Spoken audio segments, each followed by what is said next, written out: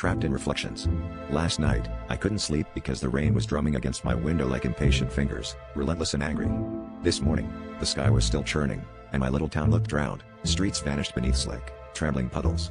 I should have been worried about flooding, but what gnawed at me was what I saw when I glanced at the water pooling in the alley. My own face, pale and wide-eyed, staring back up at me. Only, it wasn't just one reflection. There were dozens, all shifting and whispering, mouths moving in silent pleas.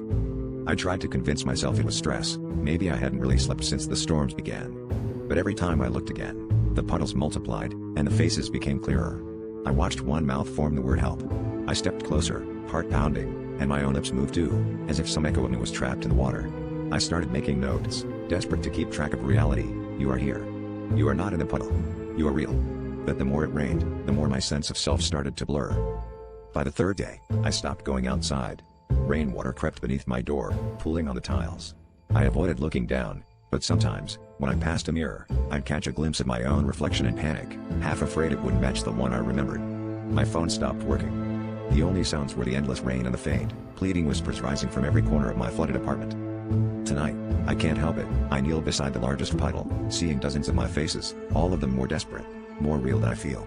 I reach out, fingertips skimming the cold surface, and one of my reflections grabs my wrist, pulling with impossible strength. I realize, too late, that maybe I'm a reflection, and the real me is already trapped on the other side, begging to be let out.